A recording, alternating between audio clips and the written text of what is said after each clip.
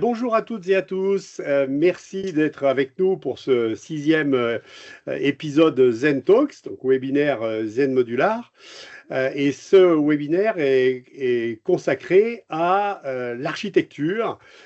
Finalement, est-ce que avec la construction hors site modulaire Zen Modular, eh bien, on peut réussir à faire de beaux projets d'architecture.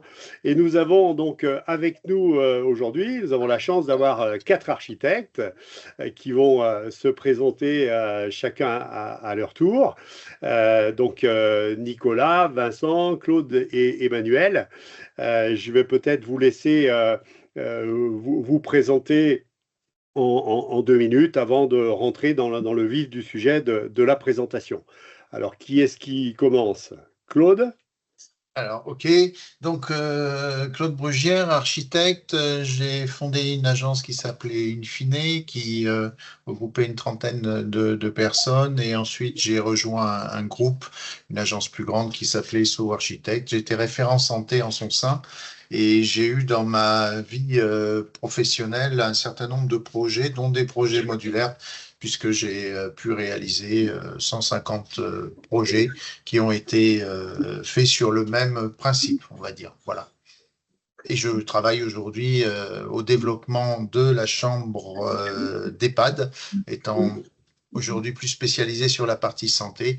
Je vous la présenterai un petit peu plus tard. Merci Claude. Emmanuel? Allez, donc Emmanuel Coste de l'agence Coste Architecture. Si je suis là aujourd'hui, c'est que j'aime bien les innovations dans la construction. Le hors-site, au sein de l'agence, on va dire que ça fait 40 ans qu'on en fait, puisque mon père architecte a commencé en 1984 à faire des éléments industrialisés. Et aujourd'hui, on continue à expérimenter à la fois les modules, le 2D, le 3D, l'impression 3D. Donc, c'est ce qu'on va vous présenter aujourd'hui. Donc, je suis très heureux de pouvoir contribuer à ma vision d'architecte pour ce nouveau mode de construction. Merci Emmanuel. Vincent? Bonjour, Vincent Ballion, Studio Belcourt Architecte. Nous, on fait beaucoup de logements dans notre production. L'agence a bientôt une vingtaine d'années.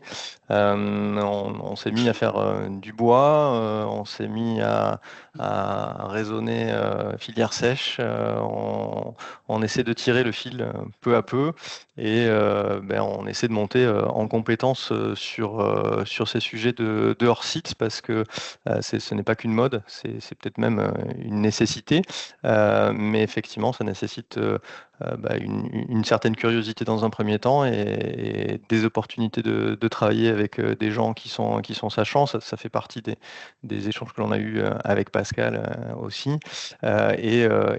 s'acculturer à cette partie industrielle, tout simplement. Voilà. Merci Vincent. Et bien, il ne nous reste plus que Nicolas. Et donc Nicolas Zizel, bonjour, Cause Architecte. Nous, pareil, ça fait un peu plus de 20 ans qu'on fait du bois à peu près à toutes les échelles. Donc forcément beaucoup de hors-site. Bon, il y a quand même encore des choses qui se passent sur le site. Et ça fait aussi pas mal de temps qu'on a tourné autour de la 3D. Et on va peut-être enfin y arriver. Merci. Merci Nicolas. En tout cas, ça promet des échanges très intéressants. Alors, je vais peut-être commencer par quelques slides pour rappel un petit peu de ce qu'est Zen Modular, mais c'est vraiment l'idée de justement se dire, est-ce qu'avec ce système-là, finalement, on peut faire de beaux projets? Est-ce que les architectes, finalement, vont pouvoir prendre plaisir à faire ce travail en travaillant avec nous? Alors finalement, donc, Zen Modular, c'est vraiment l'idée de concevoir des modules 3D, comme vous voyez ici. Ces modules 3D, on considère, nous, finalement, que c'est une nouvelle matière pour l'architecte. Finalement, c'est une espèce de brique de Lego avec lequel on propose à nos clients et à leurs architectes de travailler. L'idée, c'est que on va venir utiliser ces briques, on est capable de les empiler jusqu'à 8 étages et on vous l'expliquera tout à l'heure, c'est un système qu'on appelle hybride, où en fait, on ne cherche pas à faire des bâtiments modulaires, on cherche simplement à amener un élément qui doit rendre service à tout le monde, qui est finalement ce module de chambre. Alors, en fait, on s'intéresse, nous, uniquement au marché de ce qu'on appelle la résidence gérée, c'est-à-dire des bâtiments dans lesquels on va retrouver un élément récurrent qui est finalement l'unité d'hébergement, que ce soit une chambre, que ce soit un studio. Donc, c'est bien sûr des chambres d'étudiants, c'est des chambres d'hôtel, ça peut être des chambres d'EHPAD, de co-living, ça peut être du logement saisonnier ou encore de la chambre d'hôpital. Ce qui est important, c'est que comme on met cette chambre sur le marché, ces chambres sur le marché, que ce sont quelque part des produits, eh bien, il faut que ces chambres, finalement, elles soient extrêmement qualitatives, qu'elles répondent aux attentes du marché et qu'elles, bien sûr, arrivent sur le marché à un prix compétitif. Pour ça, en fait, on fait de la conception orientée usage, donc on part vraiment de l'intérieur de la chambre et des usages pour celui qui va vivre dedans et puis pour celui qui va l'exploiter, la gérer. Et puis on fait aussi du design industriel pour avoir une production efficace. Ça repose beaucoup sur une logique industrielle de standardisation. On a par exemple une douzaine de tailles de modules, vous voyez, 3 largeurs, 4 longueurs, ce qui nous permet d'avoir des chambres à partir de 15 mètres carrés pour la plus petite jusqu'à 26 mètres carrés pour la plus grande, qui permet de bien brosser finalement tous les besoins en termes de résidence gérée. Alors on a commencé par la chambre d'étudiants et donc vous voyez ici la chambre qu'on appelle nous la J-Room, la chambre pour les jeunes, qui est un travail qui nous a occupés pendant une bonne année, avec une équipe d'une bonne dizaine de personnes, avec des designers, avec des architectes, avec des ergothérapeutes, avec des étudiants, avec des exploitants. Et finalement, on est arrivé, après avoir tourné 500 plans dans les 18-20 mètres carrés d'une chambre étudiant, on est arrivé à ce plan-là, qu'on a fait évoluer. Donc, on a fait d'abord une première version, puis ensuite une deuxième version. Entre la première et la deuxième, on a 200 lignes d'amélioration, c'est-à-dire qu'on est vraiment dans une logique produit, une logique d'amélioration continue, pour avoir un produit qu'on va pouvoir mettre sur le marché et qui va vraiment nous apporter beaucoup d'efficacité. Donc, vous voyez ici le module témoin de cette J-Room qui est visitable. Et on vous invite à vous inscrire pour la visiter. On fait des visites tous les mardis et ça se situe à côté de la gare et de l'aéroport Saint-Exupéry à Lyon. Donc, vous êtes bienvenus à vous inscrire pour venir visiter cette chambre et puis qu'on vous explique vraiment dans le détail Zen Modular. Une des particularités de Zen Modular, c'est que pour la production de nos modules, nous avons en fait 4 partenaires industriels que vous voyez ici, qui sont répartis sur le territoire, qui ont une très grosse capacité de production. Ils ont 6 usines au total et une capacité de production de l'ordre de 5000 modules par an, ce qui nous fait la plus grande capacité de production aujourd'hui en France. Et la particularité, c'est que tous ces industriels produisent les chambres exactement de la même manière, c'est-à-dire qu'on ne doit pas faire la différence d'une chambre fabriquée par Modulem ou fabriquée par Ossabois ou Habitat 3D. Et on utilise pour ça un véritable système industriel, c'est-à-dire qu'on est beaucoup plus proche de la fabrication d'un produit industriel que de la construction. Une chambre, finalement, c'est un ensemble de composants. Donc, on a des composants de rang 1 avec des fabricants de rang 1 qui vont fabriquer, par exemple, la structure ou qui vont fabriquer la salle de bain, qui vont fabriquer le système électrique. Tout ça, c'est envoyé chez nos 4 industriels et dans leurs 6 usines. Et eux vont réaliser l'assemblage des chambres.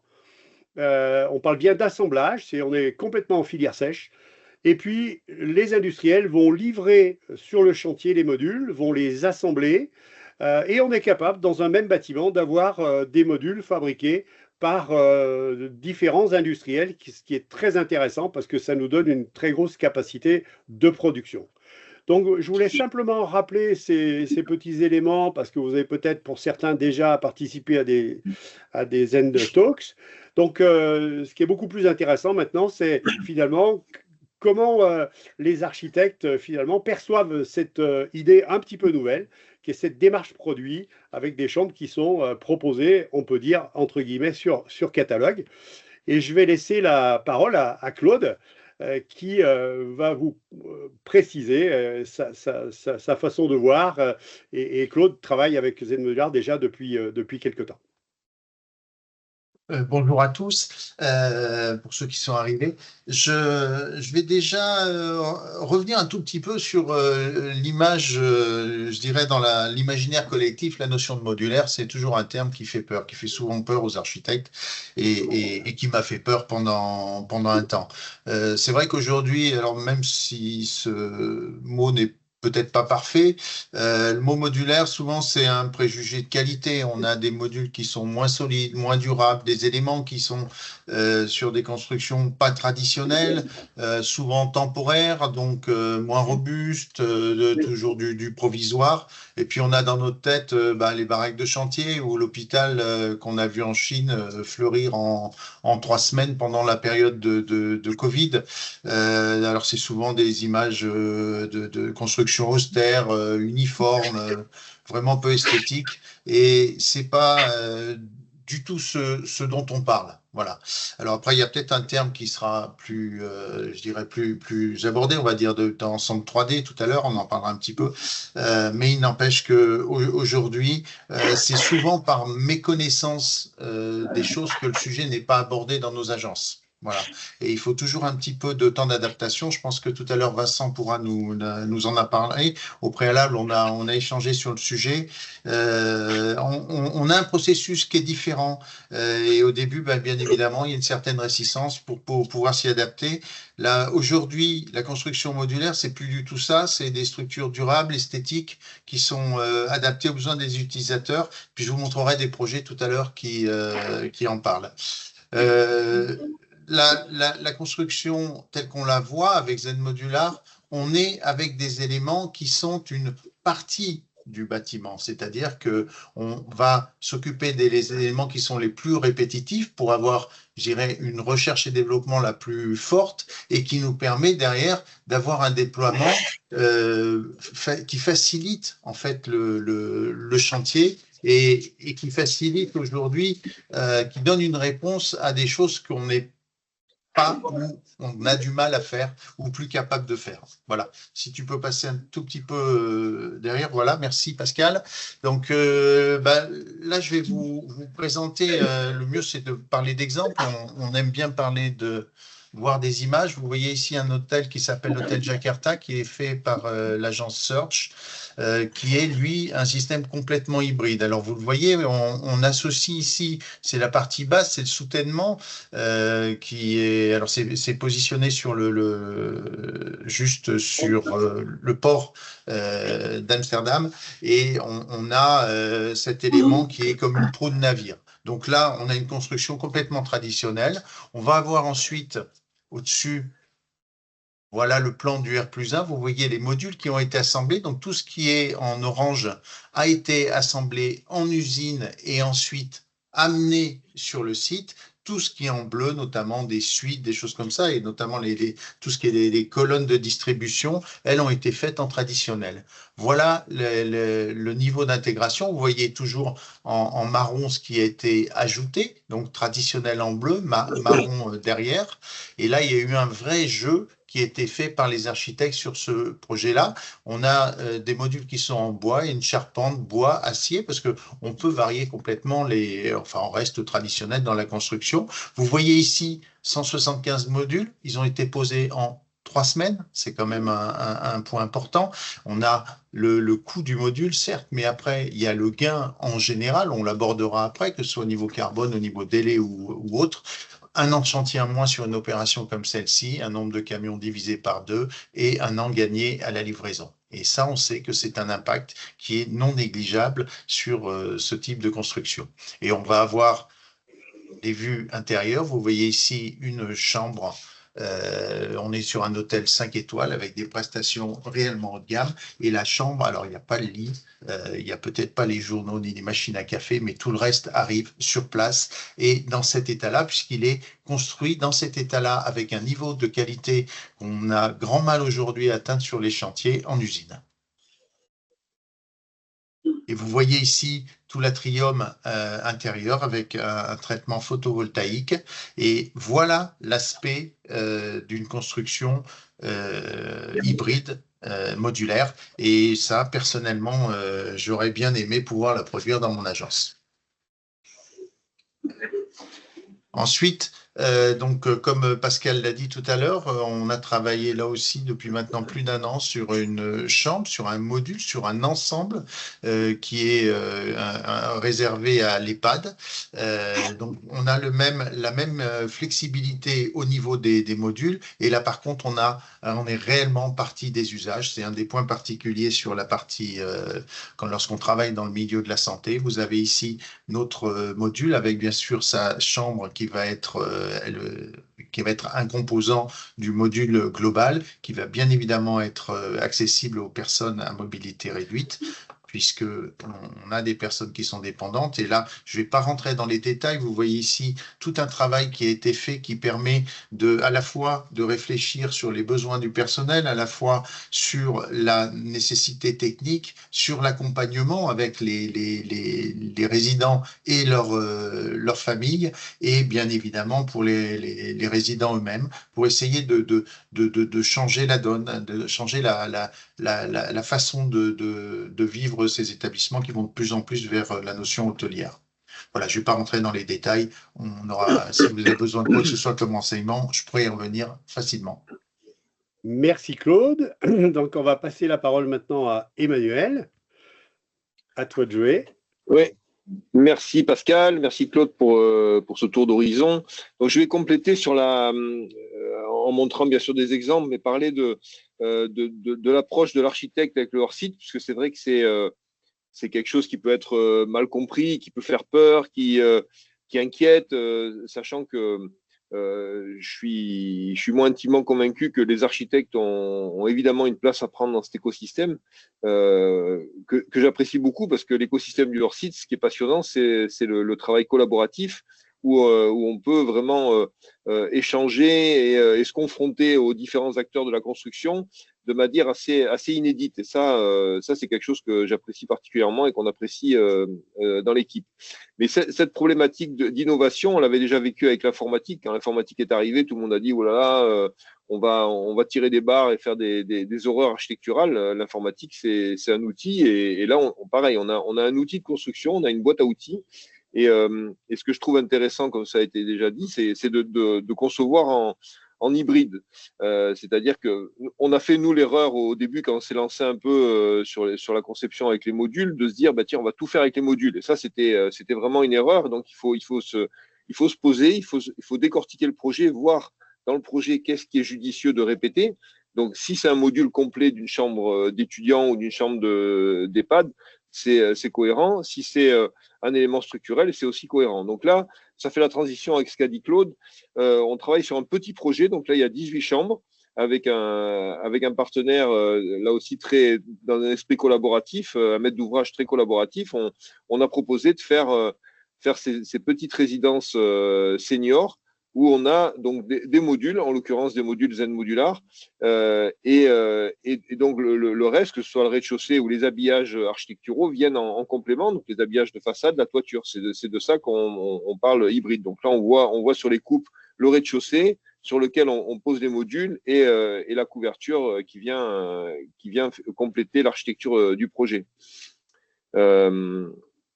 Voilà, donc un autre exemple d'architecture hybride, c'est un projet qui a été livré maintenant il y a 3-4 ans. C'est un projet à Reims pour Plurial Habitat. C'est 5 maisons imprimées en 3D.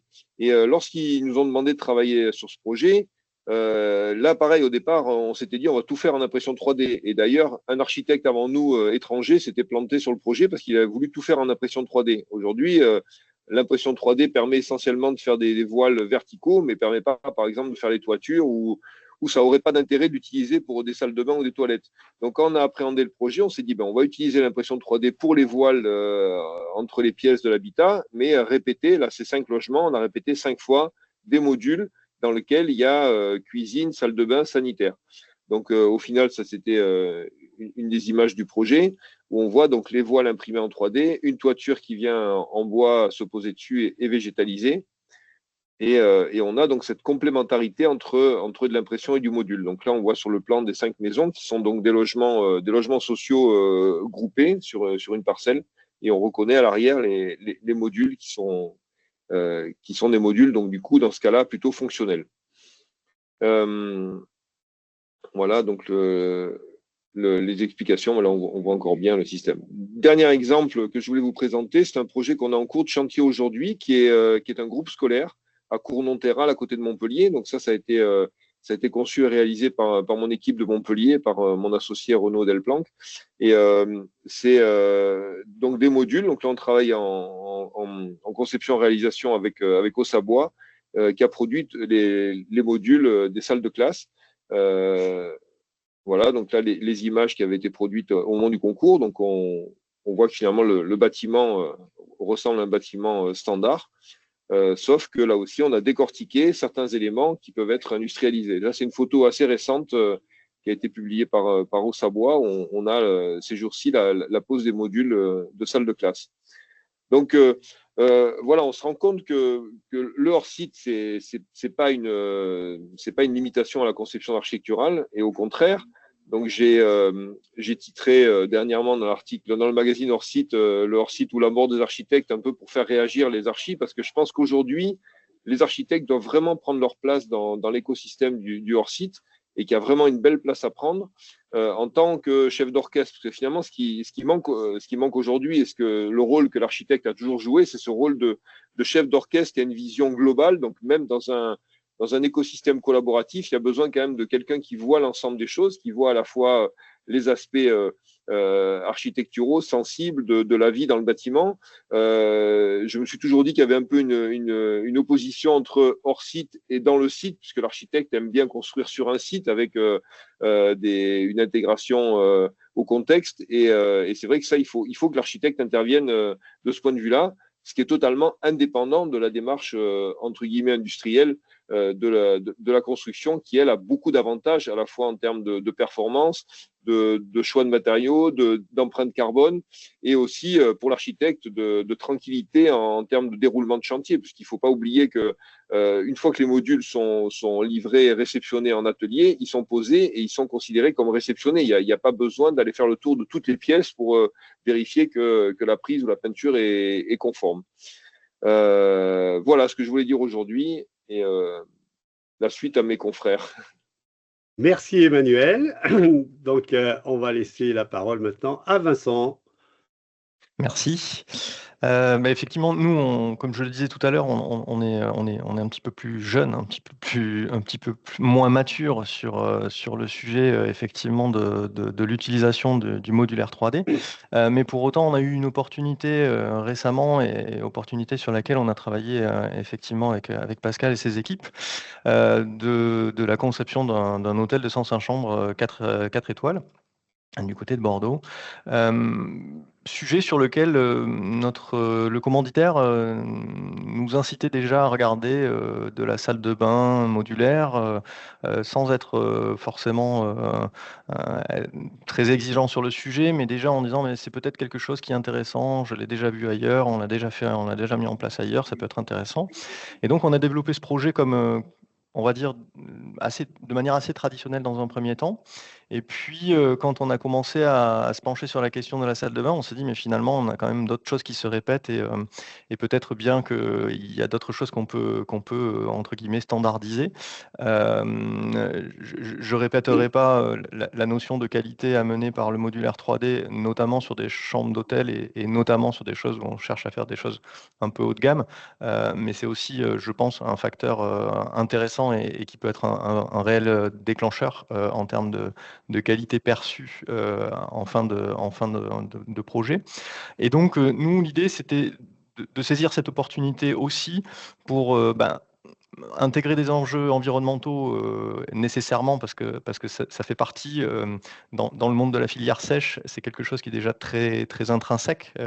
La question du bilan carbone, la question de l'économie, dans l'industrie, tout est pesé, peut-être un peu plus que dans le bâtiment. Comprendre, créer les conditions de l'industrialisation, c'est aussi, là pour le coup, je pense que c'est un rôle de concepteur. Mais pas que, c'est aussi un rôle de maître d'ouvrage. Alors, on n'aura probablement pas le temps d'en discuter aujourd'hui, mais je pense que c'est un partenariat qui fait que c'est possible aussi.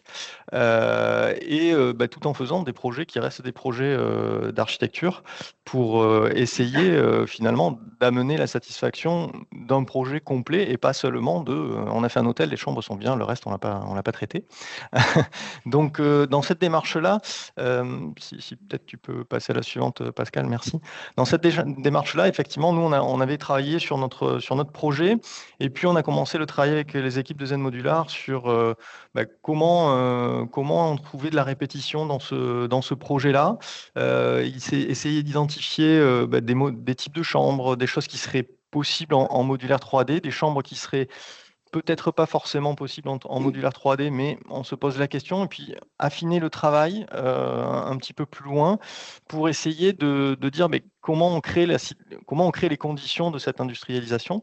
Et effectivement, nous on a appris sur ce projet. Et alors c'est un sujet qui sera sûrement détaillé un petit peu plus après, mais l'idée c'est qu'effectivement il y a des fois des dispositifs techniques qui permettent d'améliorer les conditions de l'industrialisation et l'utilisation de modules, par exemple. Et ça sous-entend que nous, concepteurs, on s'en saisisse. Et effectivement, comme le disait Emmanuel, soit on regardait l'informatique arriver et on se disait tant pis, soit on s'est dit comment fait-on pour s'en servir. Et effectivement, de la même manière que nous, on a une très forte appétence pour le numérique et une très forte appétence pour la démarche BIM. Je pense que c'est vraiment important aussi. C'est quelque chose qui est assez logique, c'est une forme de continuité. Je dirais que l'industrie va plus loin encore que la simple question du BIM.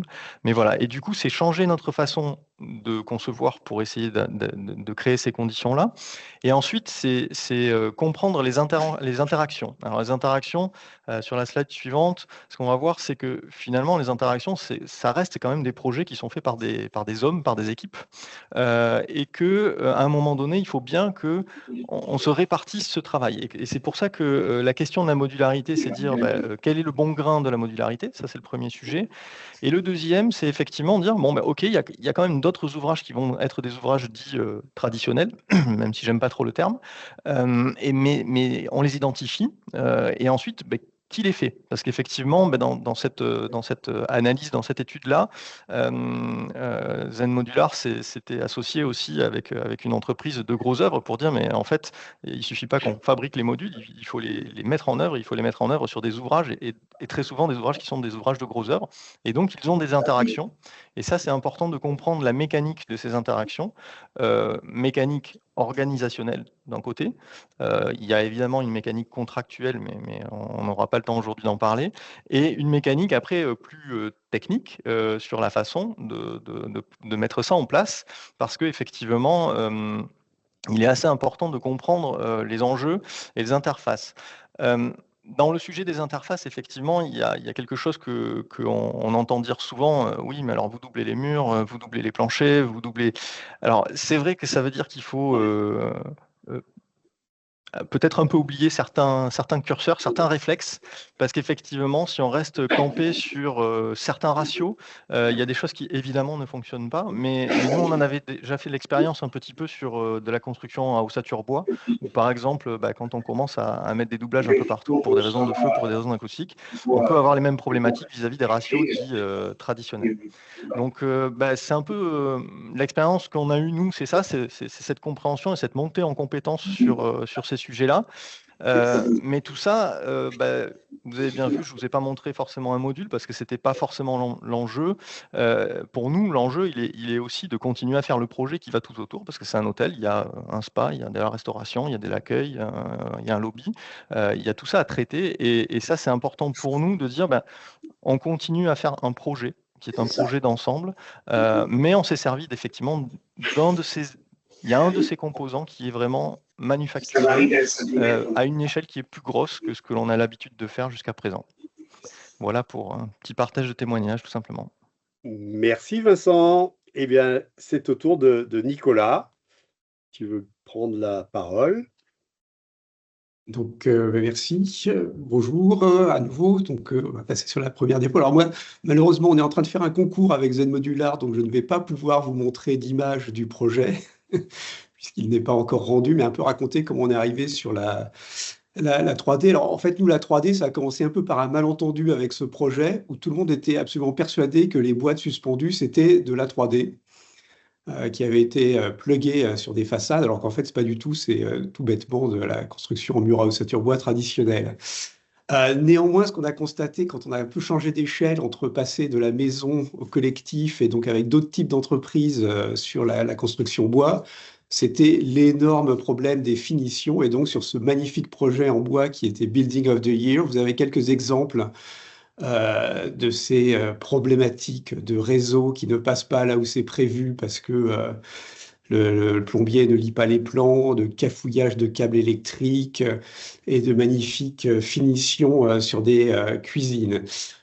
Et ça, c'est vrai que c'est un peu un des gros sujets, c'est ce décalage entre de la construction hors site qui arrive à un niveau de précision assez et de finition assez exemplaire, et le chantier qui continue d'être un lieu de malfaçon, tout simplement parce qu'on sait qu'on est avec des gens peu formés, peu encadrés, peu payés.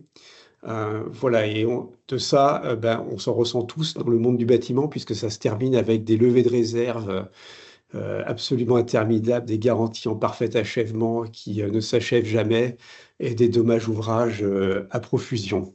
Alors, diapo suivante. Mais bon, comme tout le monde était persuadé qu'on avait fait de la 3D, il y a un client pour lequel on avait fait une maison qui avait dit ce serait formidable de faire comme ce que vous avez fait, de faire des maisons en 3D. Donc on a lancé avec lui une étude, c'était en 2008, pour faire des maisons en 3D. Et on s'est complètement planté, pour le dire tout simplement, parce qu'en fait, le dessin d'architecture était de la 3D, la pensée constructive n'était pas de la 3D. Parce qu'on avait travaillé avec un charpentier traditionnel qui, en gros, assemblait de la 2D pour faire de la 3D.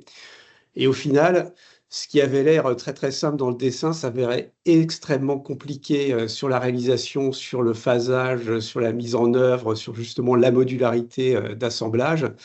Mais bon, c'était un peu un premier test.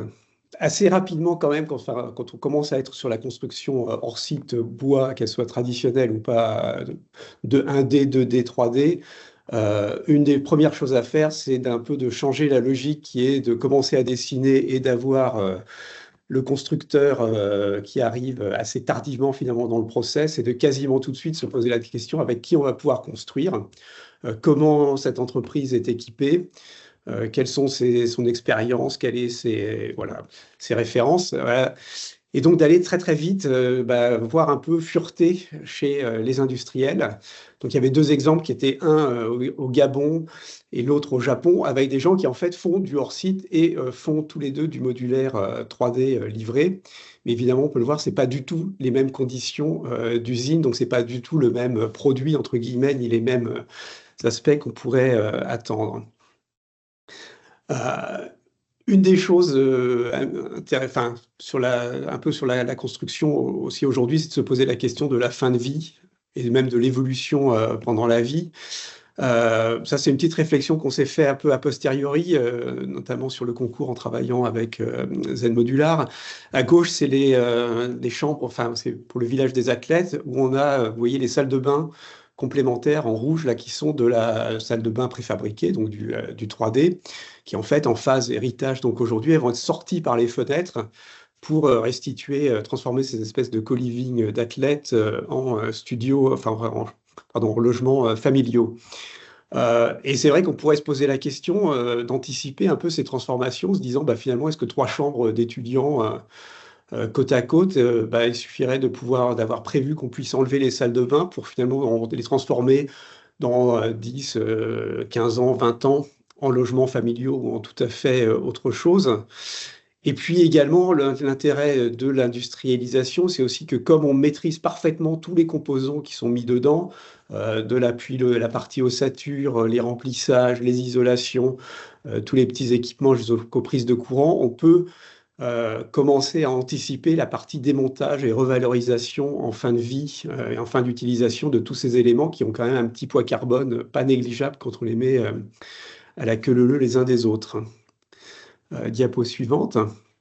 Et puis ça, c'est les aventures actuelles de concours sur la 3D avec un client pour lequel c'est aussi sa première expérience et un peu toutes ces tensions entre différentes approches finalement de quelle est la valeur de ce qu'on fait, et avec une énorme difficulté qui est de valoriser en fait ce qu'apporte cette conception de la 3D et d'amener un peu plus d'industrialisation dans le projet, sur qu'est-ce qu'on raisonne en termes de valeur entre un raisonnement en temps passé, et quand je parlais de ces histoires de levée de réserve, et que Emmanuel parlait de modules qui arrivent en ayant déjà toutes les réserves levées, c'est des coûts qui sont très très mal estimés, très très mal incorporés dans les coûts de construction.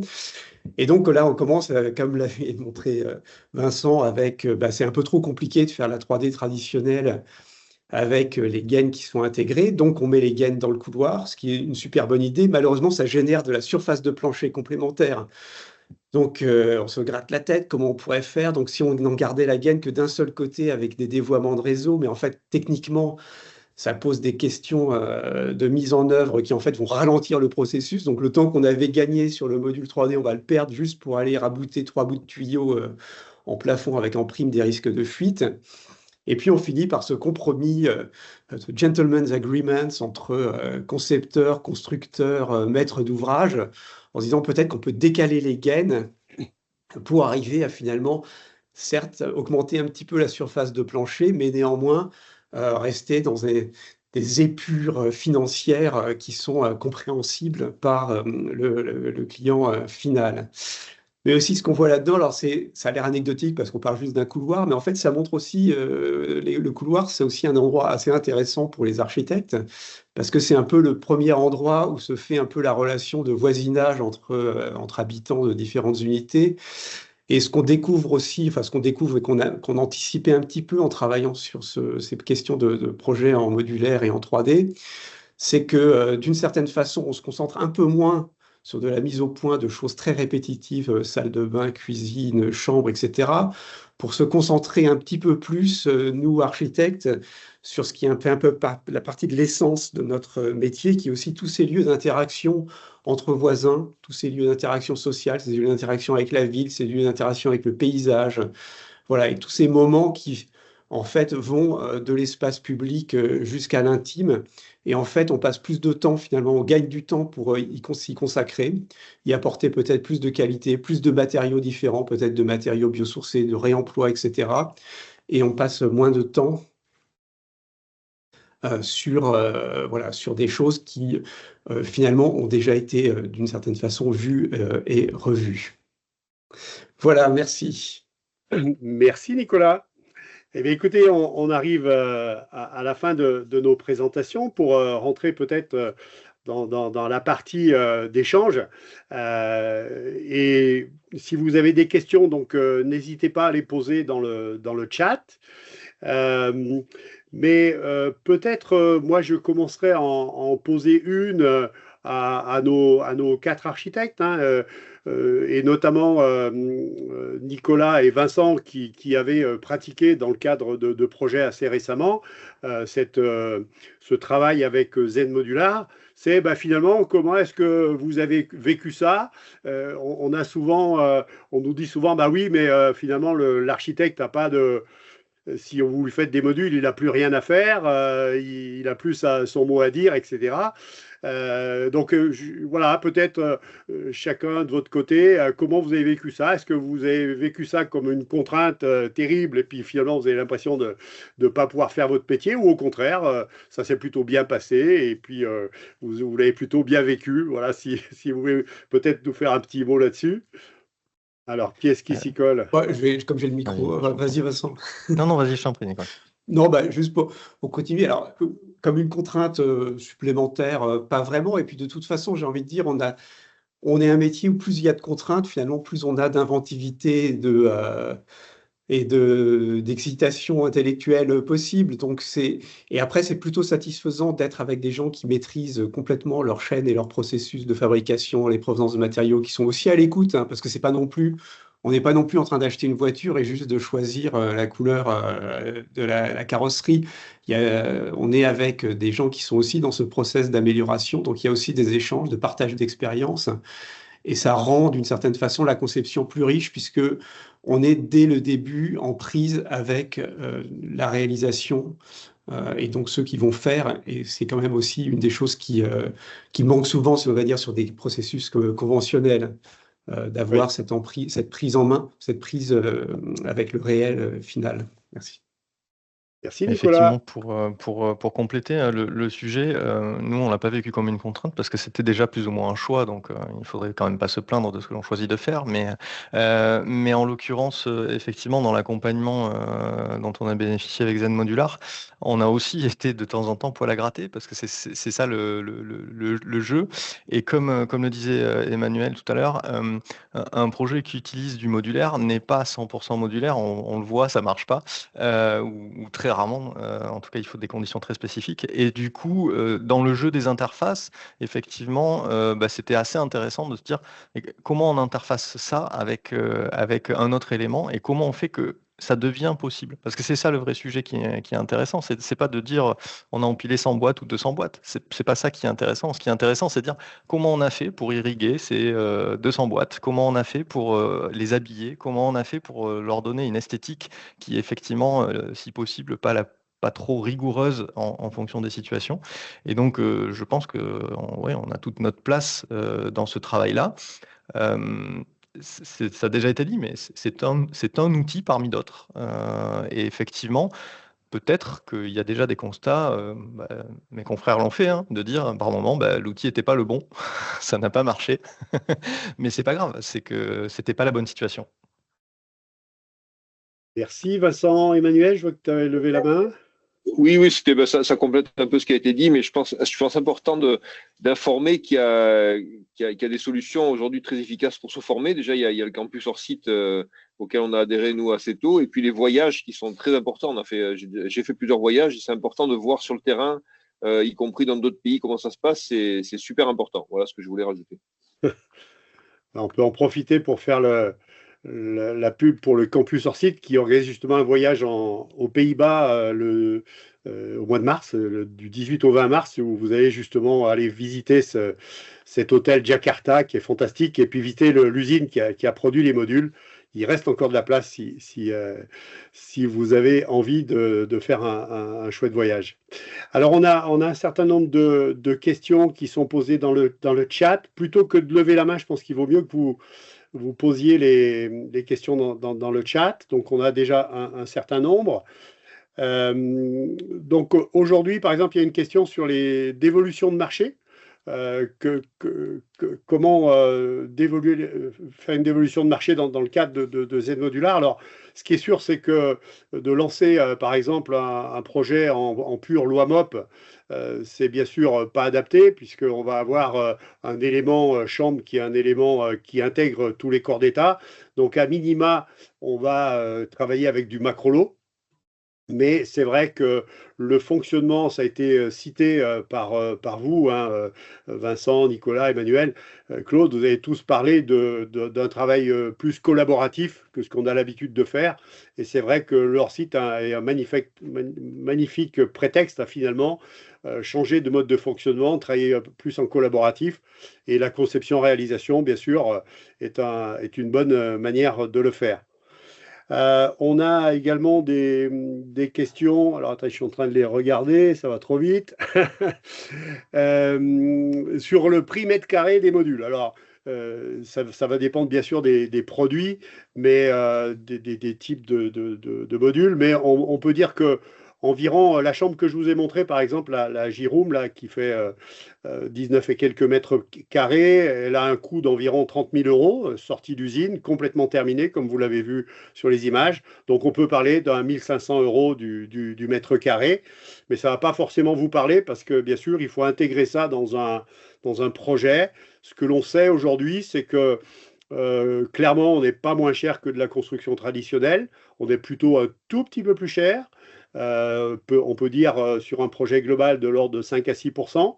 Mais ce qu'on sait, c'est que l'amélioration du délai, l'amélioration du carbone, l'amélioration de la qualité va compenser très largement ce petit surcoût. Hein. Donc, voilà ce que je peux répondre là-dessus. Alors, il y a une question sur la place des entreprises, alors de charpente, de couverture, etc. Mais c'est aussi, je dirais, la place de toutes les autres entreprises. Ce qui est important dans notre vision, c'est ce qu'on appelle, nous, le modulaire hybride. C'est-à-dire qu'on ne cherche pas à faire autre chose que les chambres.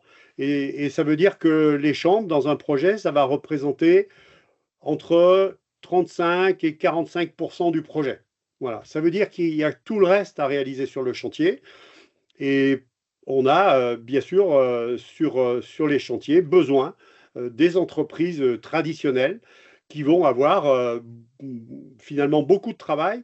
Et c'est peut-être ce qui reste, en dehors des chambres, c'est peut-être les travaux sur lesquels on a le plus besoin d'avoir de valeur ajoutée, parce que c'est les éléments spécifiques à réaliser sur le chantier. Et sur le chantier, on sait faire les choses assez spécifiques. Ce qu'on n'aime pas bien faire, c'est les choses très répétitives.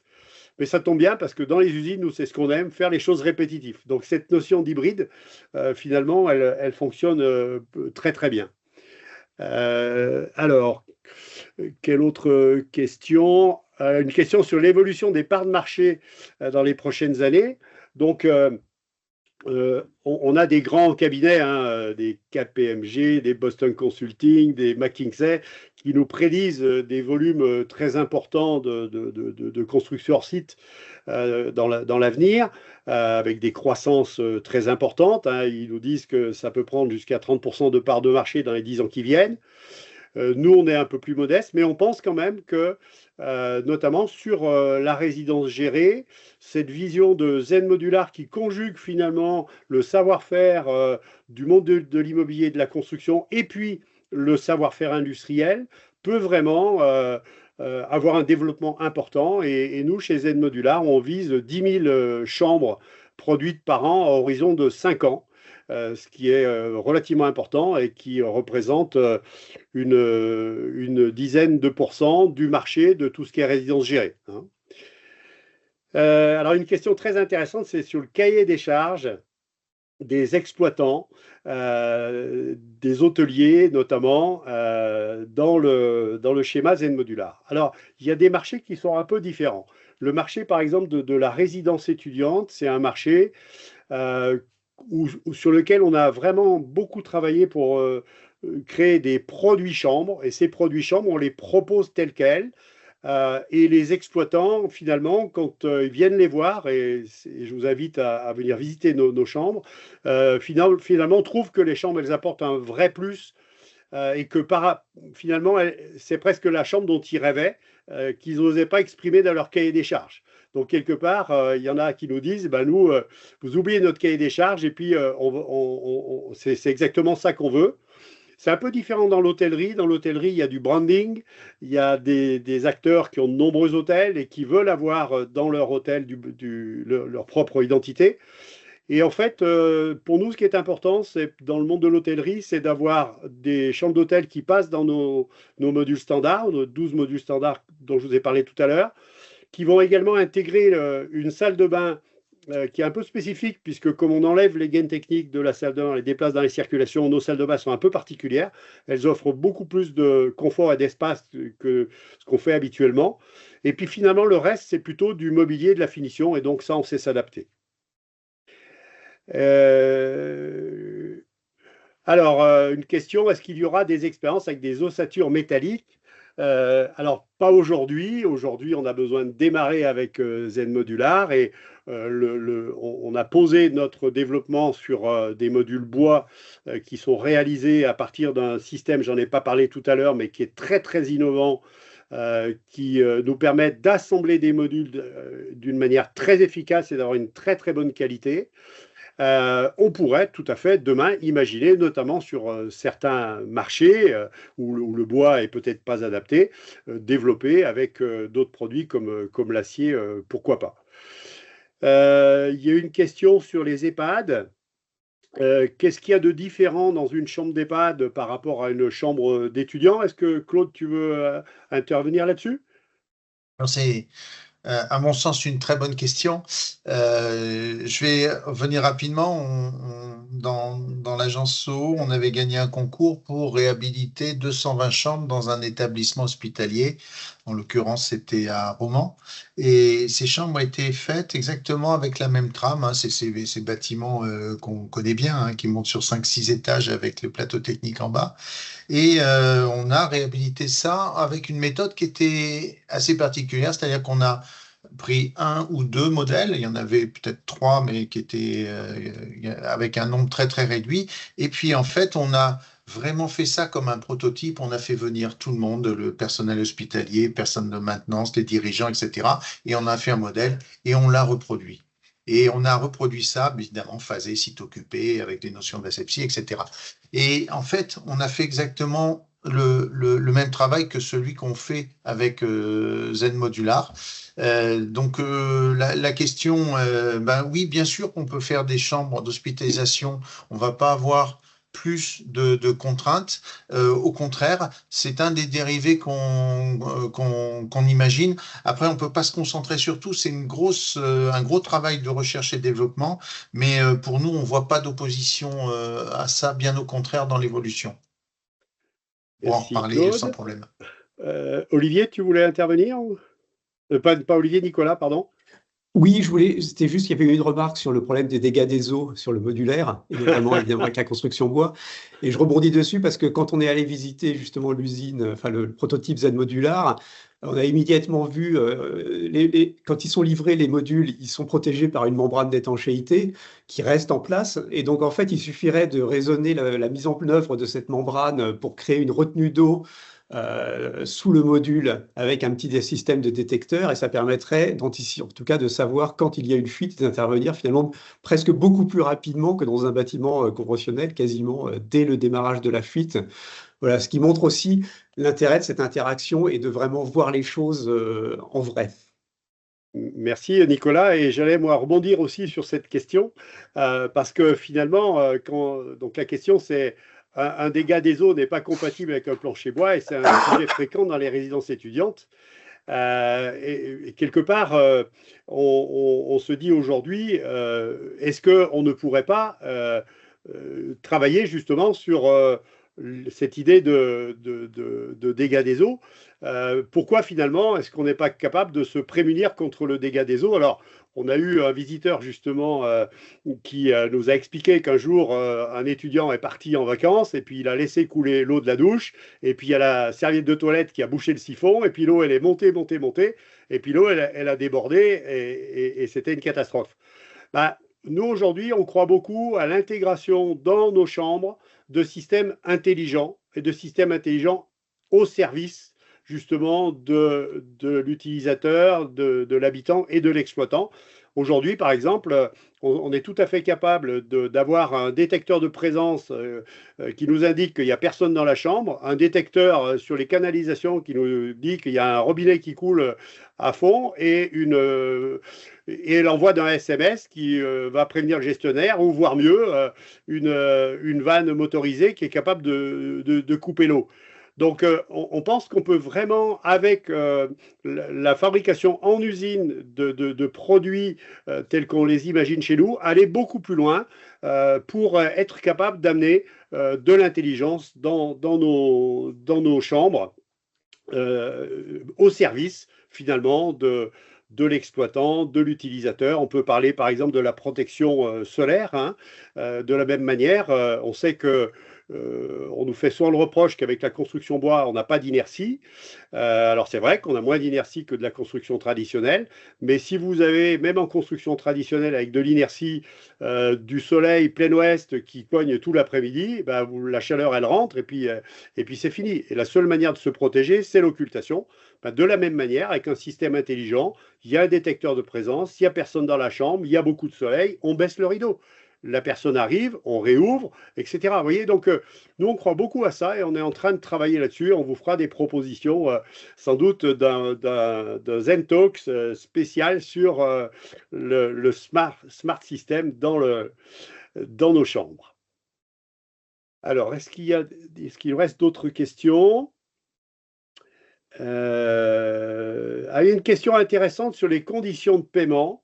Effectivement, donc, dans un cycle de bâtiment classique et traditionnel, on facture les choses qui sont réalisées sur le chantier et on est payé à 30 jours. Et on suit finalement le mode de financement. Quand on est par exemple en VFA, on va avoir le promoteur va pouvoir facturer finalement son opération avec un certain nombre de pourcentages et puis ça va lui permettre d'avoir de la trésorerie pour pouvoir payer les travaux qui sont réalisés au fur et à mesure. Alors c'est vrai que quand on va fabriquer nos chambres en usine, on est obligé d'anticiper.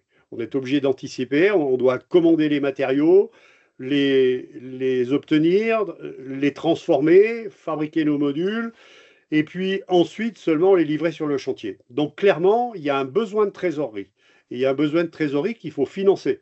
Le drame, c'est quand on s'en rend compte trop tard, mais si on l'anticipe, si on prend en compte ces éléments-là, et si on met en place une solution de financement de ce besoin de trésorerie, en fait, on se rend compte qu'il n'est pas très coûteux et qu'il est très largement compensé par les avantages, notamment en termes de délai. Ben écoutez, je pense qu'on est en train d'arriver au bout de notre heure de webinaire.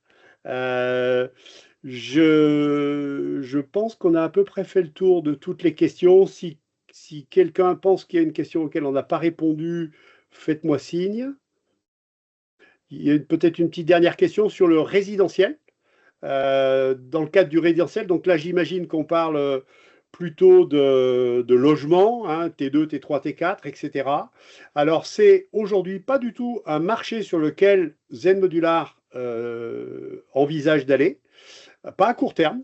Notre souhait à Zen Modular, c'est d'arriver à montrer que dans le cadre de résidences gérées, c'est peut-être pas utile de réinventer une chambre à chaque fois qu'on fait un projet. Et que c'est plus simple finalement d'aller chercher une chambre qui a été travaillée par des acteurs comme nous et puis sur lequel on a finalement investi beaucoup d'argent, d'énergie et de temps pour essayer de bien faire. C'est plus difficile pour le monde du logement, mais on est persuadé que c'est possible. Ça existe d'ailleurs dans d'autres pays, hein. Par exemple, en Suède, vous avez un acteur qui s'appelle Boklok, qui fait du logement modulaire avec des T2, T3, T4 qui sont hyper bien pensés, hyper bien conçus. Ce n'est pas aujourd'hui notre cible, mais ça le sera inévitablement, notamment pour répondre aux besoins du logement abordable qu'on a beaucoup de mal aujourd'hui à régler. Il y avait peut-être sur les solutions plug and play, Pascal, il y avait une question qui a été posée sur comment raccorder les courants forts et faibles.